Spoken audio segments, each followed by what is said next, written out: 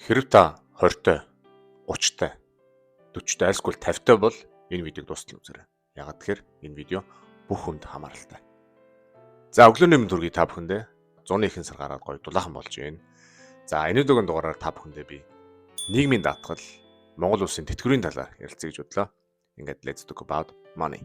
За манай Монгол улсын нийгмийн даатгал тэртээ 1950-ад онд үүсэлтэй, за эхлэлтэй. За тухайд бол зөвлөлт толгойд улсын нийгмийн даатгалын системийг одоо шууд хуулж аваад бүрэн төрөөс зохицуулалттай, бүрэн төрөөс хамааралтай тийм системийг хэрэгжүүлж ирсэн юм байлээ. За тэгээд тэрнээс хойш одоо ардчилсан нийгэм шилжсэнээс хойш 1990 оноос хойш системээ өөрчлөлт 95 онд одоогийн хэлбэртэй шилжсэн гэж үздэг. За тэр нь ямар хэлбэр гэхээр хүмүүс одоо ажил олгогч, ажил авагч хоёр шимтгэлээ төлөөд тэгээд нийгмийн даатгалын санг бүрдүүлдэг тийм системд орсон гэсэн. За урд нь ямар байсан гэхээр нийгмийн даатгалын санг төрөөс бүрдүүлдэг. За ажил олгогч, ажил авагч за баг шимтгэл төлдөггүй байсан гэж одоо үздэг. За тэгээд одоо манай Монгол улсын систем ямар систем гэхээр одоо ажиллаж байгаа залуучууд нийгмийн даатгалын шимтгэлээ төлөөд за одоо тэтгэврт байгаа хүмүүст одоо буцаагаад өгдөг гэсэн. Бидний мөнгийг аваад тэгээд буцаагаад тэтгэврт байгаа хүмүүст өгдөг гэсэн. За энэ ганц давхаргын систем одоо ганц орлогын их усүр гэсэн. За тэгээд Монгол улсад ойролцоогоор эрэгтэй хүн ямар ч салбараас шалтгаалж харьцангуй 60 орчим наснда тэтгэврт гардаг. За эмэгтэй хүмүүс болохоор 55-аас 60-ын хооронд тэтгэврт гардаг гэсэн тийм үзүүлэлт байдаг. За тэгээд нийгмийн даатгалын систем, тэтгэврийн систем ерөнхийдөө ажил олгогч, ажил авагч хоёрын шимтгэлээс бүрддэг. За ажил авагч одоо бид нэр ажил хийж байгаа хүмүүс ойролцоогоор 11.5%, цалингийнхаа 11.5% гэсэн үг тийм нийгмийн даатгалын шимтгэл төлдөг. За нөгөөтэйгөр ажил олгогч болохоор ойролцоогоор 9.5-аас 10% одоо шимтгэл нийгмийн даатгалын санд төлдгөө гэсэн тийм одоо хууль байдаг. За тэрнээс гадна тэгээд тэтгэврт гарахын тулд мэдээж 20-оос доош хүжил ажилласан байх хэвээр. Хэр их жил ажиллана, хэр их мөнгө одоо талантай байна, хэр их шимтгэл төлнө тэр чигээр тэтгэвэр өндөр тогтоолгоно гэсэн тийм ерөнхий систем байдаг. За тэгээд ер нь бол хүмүүсийн дунд ийм яриа байдаг юм байна. За тэтгэвэр гарахаас өмнө 5 жилийн өмнө те өндөр ингээд төлөөд байвал тэр одоо яг өндөр төснөөрөө өндөр тэтгэвэр тогтоолгоно гэж тийм яриа байдаг юм байна. Гэхдээ би бол яг тэрийг үнэн юм уу худлаа юм уу гэдгийг мэдэхгүй. За ерөнхийдөө систем нь бол 20-оос доош хүжил төсөн байх хэвээр. Өндөр байвал өндөр тогтоолгоно, бага төсөн бол бага тогтоолгоно гэсэн тийм системтэй. Ерөнхийдөө манай Монгол улсын нийгмийн даатгал тэтгэврийн ямар асуудал байна гэхээр хэд хэдэн асуудал байгаа. За нэгдүгээрт нь болонгууд манай Монгол улсын нийгмийн даатгалын сан мөнгөгүй болсон. За одоогийн байдлаар ахмадуудаа тэтгэврийн тавьж чадахгүй, тэтгэврийн нэмж чадахгүй сан хоосорсон гэсэн үг. За тэр нь хэд хэдэн шалтгаантай хулгай хийж гэн, дураараа зарцуулж гэн, дэмий юмд үрж гэн. Тэгэд ер нь бол тэтгэврийн сан хоосорсон гэж үздэг. За хоёрдугаарт нь болонгууд 2023 оны 7 сарын 7-нд нийгмийн даатгалын ерөнхий хууль гэж шинжилсэн тийм ерөнхий хуулийг баталсан юм билээ. За тэр ерөнхий хууль нь шин юм оруулсан боловч бидний амьдарч байгаа нийгэмд зохицохгүй, хангалтгүй гэсэн үг. За илүү юм хэрэгтэй гэсэн үг. За 3-дугаарт нь болонгууд биднэрт бас өөрсдөд маань асуудал байгаа.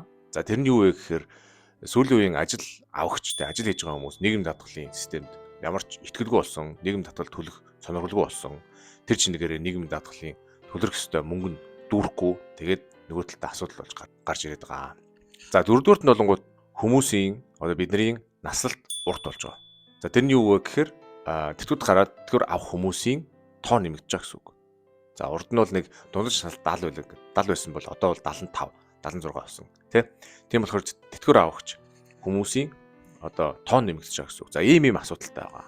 За тэгээд ер нь та бүхэн өөрсдөө мэдж байгаа. Нийгмийн даатгалын сан одоо нийгмийн даатгал тэтгэвэр гэдгийг одоо хүний шүдээр авч үзэх юм бол одоо орхиотой араа гэсэн үг. За орхиотой араагаар мэдж болохгүй өвдөн. Тэгээд ийм нийгмийн хурц асуудалтай байгаа учраас энийг бид нар өөрсдөө ярих ёстой. Эднийг өөрсдөө шинжлэх ёстой. Өөрсдөө шин юм хүсэх ёстой. Тэгээд бидний нэг асуудал юу гэхээр ер нь хүний тарих алсын шийдвэр, алсын одоо төлөвлөлт, алсын харааг одоо төлөвлөж шийдвэрлэхдээ муу байдаг. За тэгээд тэн дээрээс мэдээж нэмгээд манай Монгол улсын онцлог, Монгол хүмүүсийн одоо нүүдэлж ард түмний онцлог бас дээрээс нэмэгдээд за дараа жил юу болох нь бол нэг хамаагүй байдаг биднэрт. За өнөөдөр маргааш бол болгож ивэл ер нь дараа жилиг бол нэг хайхтар тоодоггүй. Тэгээд юмыг хурдан мартдаг манайхан.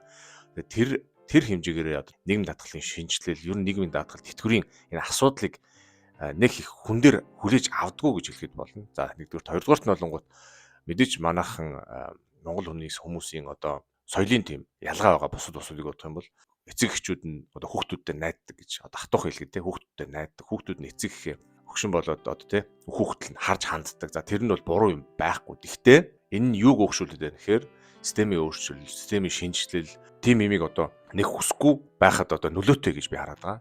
За хэрв одоо өөр усуд байсан бол эцэг их нь хардггүй ч юм уу, хүүхдүүдгүй ч юм уу те одоо тийм тэтгэврийн ийм асуудалтай улсууд бол энэ асуудлаа улс төрийн хэмжээнд одоо хуулийн хэмжээнд, хууль эрх зүйн хэмжээнд авч үзээд шийддэг байгаа. За манай Монгол улсын хувьд бол миний харж байгаагаар бол сүүлийн одоо хэдэн жил юм хийхгүй яваалгаа. Тэгэл асуудалтай гэл яваалгаа. Тэг асуудал нь бол улам даймжирд улам хүндэрж байгаа. Би өөрөө Швейцар улсад амьдардаг. Тэгээд за бусад улсын систем ер нь бол асуудалтай байгаа. Асуудалгүй төрийн системтэй улс гэж байхгүй. За хамгийн гол ялгаа нь юу вэ гэхээр тэр улс тэр асуудлаа яаж шийдэж байгаа юм бэ гэдэгтэй ялгаа байдаг. За Швейцар улсын хувьд бол мэдээж бас төрийн систем бас хүнд байдалд орсон. Ер нь бол хүмүүсийн итгэл нь ер нь бол буурсаар байгаа жил ирэх тусам. За тэгтээ энд 3 давхаргын систем байдаг. Одоо 3 орлогын их усүр гэсэн үг. За нэгдүгээрт нь болонгууд яг манай Монгол шиг pay as you go гэдэг тэтгэврээс хүмүүсээ шимтгэлээ авлаа босаагаад өглөө. За нэгдүгээр систем. За хоёрдугаар систем болонгууд ажил олгогч, ажил авагч хоёрын дунд бас байдаг. Тэр ажил олгогч нь тэтгэврийн сан бүрдүүлсэн байдаг. Ажил авагчтай.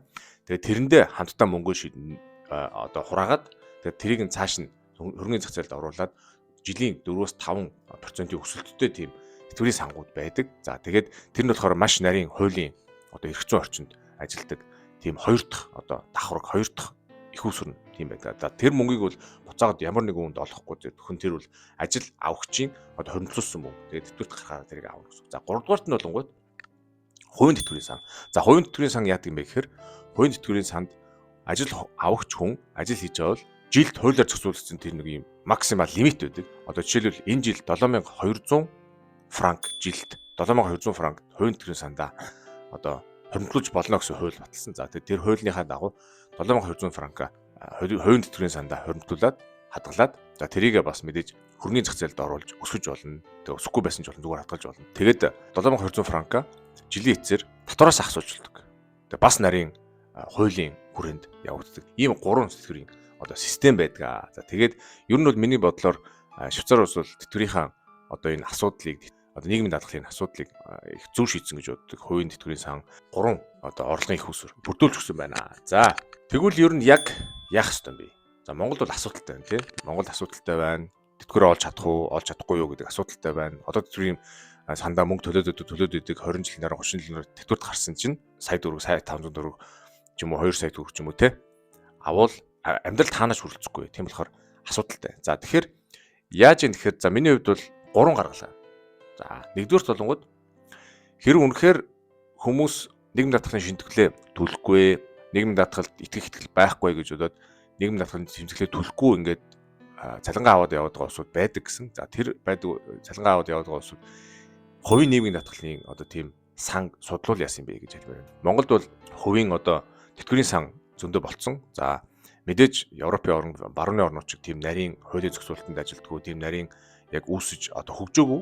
Тэгвэл Mandel Life, National Life, ард даатгал гэсэн тийм хувийн тэтгэврийн сангууд байдаг юм байлээ. За тэгээд тэрийг бас та бүхэн судалж үзэх хэрэгтэй. Миний харж байгаагаар давуу тал нь юу гэхээр за мэдээж урт хугацаанд мөнгө хадгална. За маш сахлах баттай хадгална. За сул тал нь юу юм бэ гэхээр өгөөж багтаа бас жоохон үнэтэй байж магадгүй. За тэр тэтгэврийн сангийг мэдээж ажилуулна. Тэр мөнгийг чинь бас наашаа цааш болгоно гэд менежерүүд байгаа. За тэднийг цалинжуулах бол мэдээж үнэтэй байж магадгүй. За хоёрдугаарт нь болонгууд хоёр дахь гаргалгаа нь юу вэ гэхээр банкны хадгаламж. За би бол банкны хадгаламжийн эсрэг байдаг. За хэрв нийгмийн даатгалын сан ажиллахгүй, нийгмийн даатгалын сан найдваргүй бол банкны хадгаламж нь миний хувьд одоо миний харж байгаагаар найдвартай маа. Энэ ямар одоо үр дүнтэй, ямар давуу талтай юм бэ гэхээр банкны хадгаламж мэдээж өндөр үүтэй, тогтмол хүү орж ирнэ. Мөнгө чинь бол тэндээ байж гин. За ямар сул талтай юм бэ гэхээр одоо хадгалах сахлах бат бидэнд тутаж магадгүй. За ингээ мөнгө цуглуулж жагаад ямар нэг юм хэрэг болоод гаргаад авчиж магадгүй тий. За энэ хоёр дахь. За гурав дахь гаргалгаа нь юу гэхээр хөрөнгө оруулалт. Мөнгө өсөх хамгийн одоо тохиромжтой, хамгийн их мөнгө эргэлддэг ер нь мөнгө өсгөх газар бол хөрөнгөний зах зээл гэдэг. За хэрв та одоо 20-той, 30-той, 40-той, 50-той ч юм уу тий. Тэтгэврийнхаа төлөө санаа зовж байвал мөнгөө хөрөнгөний зах зээлээр гаргаж болно. За Interactive Brokers гэдэг онлайн тийм neo broker байдаг. За тэр брокерт хаанаас ч хинч бүртгүүлээд аккаунт нэгээд хөрөнгөний зах зээлд орж болно. За энэ тухай би маш тэлэрэнгүй хилээд видеонууд хийсэн байдаг. Та бүхэн тэрийг бас сонирхож үзээрэй. Тэгээд тэтгэвртэй одоо ингээд санаа зовж байгаа улсууд 100 удахгүй 50 тавихгүй тий. Хөрөнгөний зохицолт хийгээд байвал 20 жилийн дараа 30 жилийн дараа урт хугацаанд ер нь бол тэтгэвртэй гарахтаа ер нь асуудалгүй ямар ч тийм мөнгөний асуудалгүй тэтгэврт гарчих юм байна гэж би бол хараад байгаа. За тэгээд ер нь ерөнхийдөө эцэстэн гэж хэлэхэд за манай Монголын нийгэм даатгал ер нь л асуудалд орсон, мөнгөгүй болсон, хүмүүс нь мөнгөө төлөхөө болцсон, хүмүүсийнх нь наслалт уртцаад байгаа, тэтгэвэр авах улсууд нь ихсээд байгаа. Тэгээд бид нар цаашдаа өөрсдийгөө л одоо бодохгүй бол бидний хинж аврахгүй. Миний хэлээд байдаг нөгөө зүйл те. Өөрсдийгөө бодож өөрсдийн төлөө ямар нэг юм хийхгүй бол ямар нэгэн супер хүчтэй хүн гарч ирээд ямар нэгэн улс төрч гарч ирээд ямар нэгэн revolution болоод ямар нэгэн хувьсгал болоод бид нарыг ямар тийм аврах юм байхгүй. Одоогийн байдлаар би тийм харахгүй байгаа. Улам л хэцүү бол. Тийм болохоор өөрсдийн төлөө ямар нэг юм хийх хэрэгтэй. Хувийн төлөвийн сан ч юм уу, хөрөнгө оруулалт ч юм уу, альсгүй банкны хадгалан ч юм уу те. Цаглах баттай тэгж хадгалж сурах хэрэгтэй. Эцэст нь би юу хэлэх гээд нэхээр тэтгэр гэдэг бол хүн болгонд хамаатай. За хүн болгон баян болж чадахгүй, хүн болгон лото хожиж чадахгүй, хүн болгон гигүнд те юм өвлөл амар баян болохгүй. Тийм болохоор хүмүүсийн 95% нь тэтгэврт гарч л таараа. Ямар нэг юмнаас тэтгэвэр авч л таараа. 20-той бол 30-той бол тэтгэврт гарах яагаачгүй байна гэж бодохгүй байж болохгүй. Миний бодлоор 20 настайгаас эхэлж тэтгэврийн тухай бодох хэрэгтэй, 30 настайгаас тэтгэврийн тухай бодох хэрэгтэй, 50 настайдаа яаж тэтгэвэр хаанаас тэтгэвэр авах вэ гэдгээ бодох хэрэгтэй. Хүүхдүүдэд найдаж болохгүй. Өөрөөсөө төлөө амьдарч болох хүн өөрөөсөө төлөө юм хийх ёстой шүү гэж хэлмээр. За ингээд энэ хүртэл хамт байсан баярлалаа. Тэгээд дараа дараагийн дугаараар та бүхэндээ гой гой сэдвээр ярилцгаална. Ингээд дараа уулзлаа. Түр чаа.